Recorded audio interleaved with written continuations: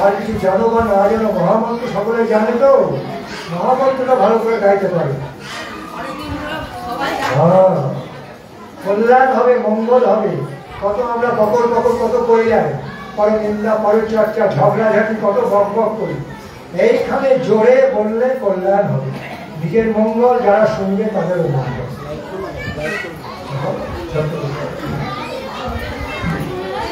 সুতরাং এখানে সভায় উপস্থিত সজ্জন বৃন্দ, সজ্জন মন্ডলী, মাতৃমন্ডলী, ভাইয়েরা, বোনেরা, সকলকে জানান যথাযোগ্য প্রীতি সম্ভাষণ, প্রীতি প্রণাম ও অভিনন্দন। আপনারা তোমরা সকলে মহাভাগ্যবান যে আজকে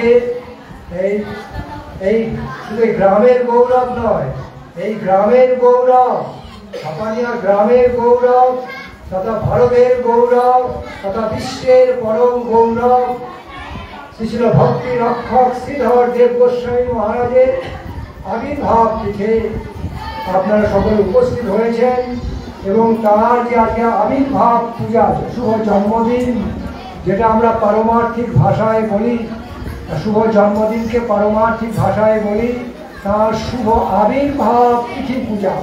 সেই আবির্ভাব মহোৎসবে আপনারা গ্রামবাসীগণ যারা এখানে এসে অংশগ্রহণ করে সমবেত হয়েছেন, তারা সকলেই মহা সৌভাগ্যবান, এতে কোনো সন্দেহ নেই, সন্দেহ নেই।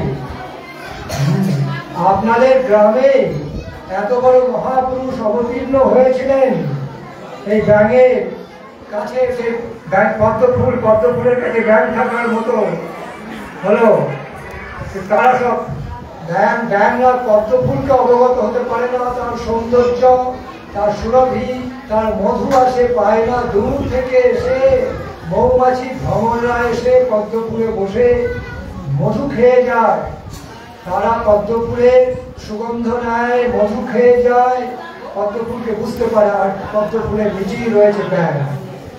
কটর কটর করে গেল, সবসময় বুঝতে পারে না পদ্মফুলের মাহাত্ম্য।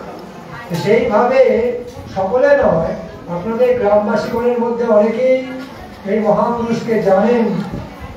শ্রীধর দেব গোস্বামী মহারাজ, তদানীন্তন শ্রী রামেন্দ্র চন্দ্র ভট্টাচার্য মহোদয়কে আপনারা অনেকেই জানতেন, এখনো জানেন, পরম শ্রদ্ধা করেন, পরম ভক্তি করেন। কিন্তু অনেকে এখনো আছেন যারা জানেনই না যে কত বড় মহাপুরুষ, কত বড় জগৎ বিখ্যাত ব্যক্তি মহাপুরুষ এখানে আবির্ভূত হয়ে এই গোটা গ্রামকে, এই তল্লাটকে পবিত্র করে গিয়েছেন।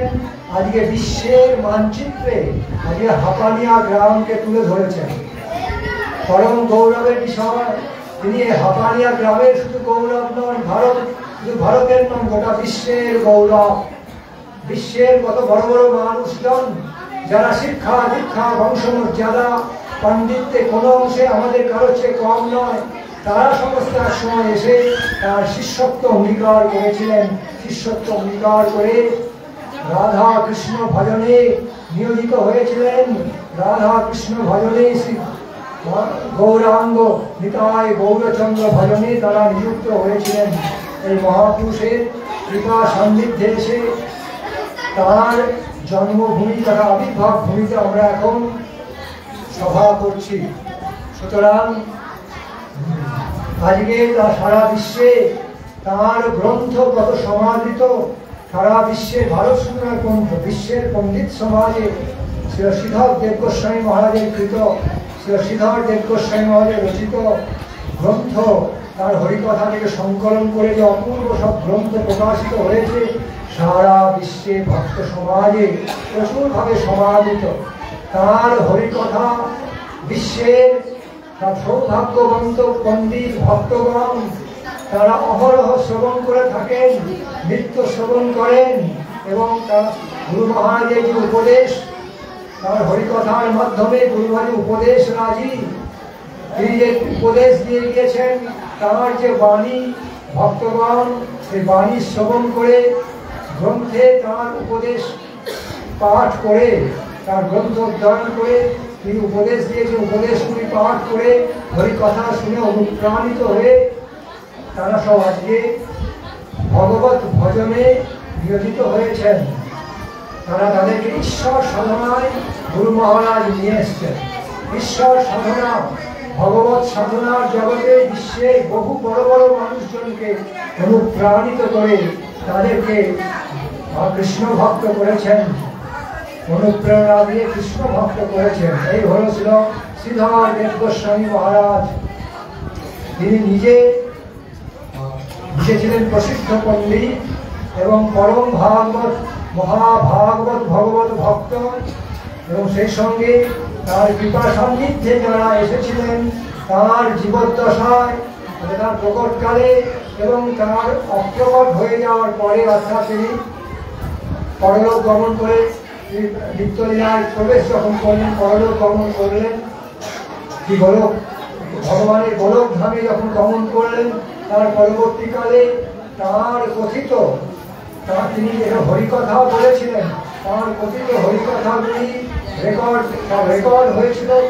এই হরিকথা রেকর্ড সকলকে শুনিয়ে হরিকথা থেকে গ্রন্থ প্রকাশ করে, কিছু গ্রন্থ তার জীবদ্দশায় প্রকাশ হয়েছিল, কিছু গ্রন্থ তার পরবর্তী ক্ষেত্রে তার হরিকথা সংকলন করে গ্রন্থ প্রকাশ করে সারা জগতে বিশালভাবে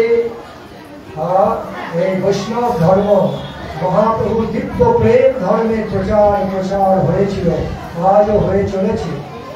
অভয় চরণ অরবিন্দ ভক্তি বেদান্ত স্বামী মহারাজজি, প্রভুপাদজি,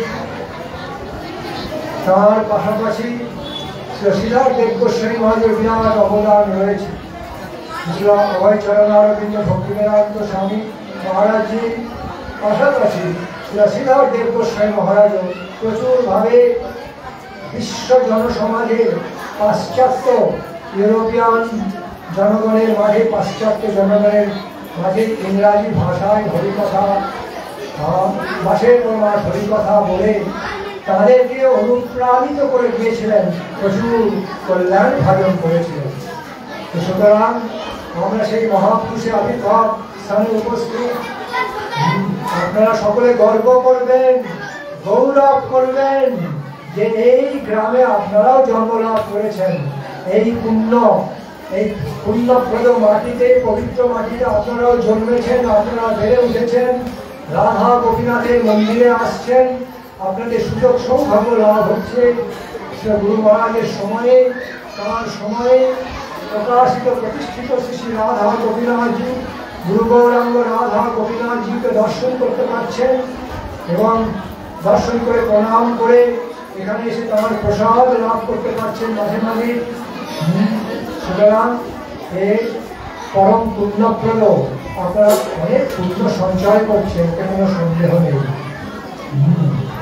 এই যে বিগ্রহগণ দেখছেন, ছিল গুরু মহারাজের ইচ্ছা অনুযায়ী ছিল ভক্তি প্রমোদ পুরী গোস্বামী ঠাকুর, গুরু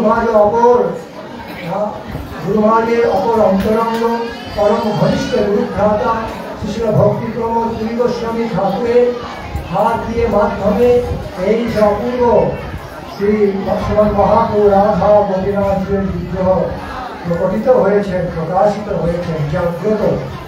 আপনারা শ্রীমন্দিরে এসে প্রত্যহ শ্রীমন্দিরে এসে যদি এখানে প্রণাম প্রদক্ষিণ করে যেতে পারেন, সকলে এখানে যদি প্রণাম করেন, প্রদক্ষিণ পরিক্রমা করেন, চরণামৃত মহাপ্রসাদ গ্রহণ করবেন, কমসে কম চরণামৃত যদি গ্রহণ করে নিয়ে যেতে পারেন, দেখবেন শ্রী শ্রী রাধা গোপীনাথের অনেক আশীর্বাদ পাবেন, তার কৃপাশীর্বাদ লাভ করবেন, গুরু মহারাজের প্রচুর কৃপাশীর্বাদ লাভ করবেন।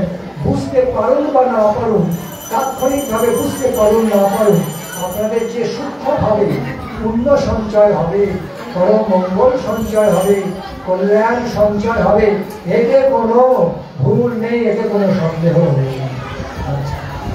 আজকে সময় খুব সংক্ষেপ, অনেক মহিমা আছে গুরু মহারাজের।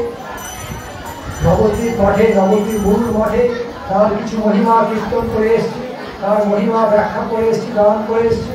এখানেও সংক্ষিপ্ত পরিসরে তার কিছু মহিমা কথা কীর্তন করলাম।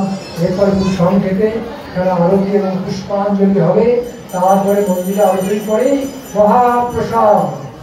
সুতরাং গ্রামের মানুষ তো পেটটা পৌঁছে দুটো কোনো ব্যাপার নয়, গ্রামে তো আমরা তখনই খাওয়া দাওয়া করি। আমারও দেশের বাড়ি গ্রামে রয়েছে, জানি এই নেটটা থেকে দুটোর মধ্যে আমরা খাওয়া দাওয়া করি, তখনই হবে, কোনো অসুবিধা নেই। জয় দয়াল নিতাই গৌর প্রেমানন্দ।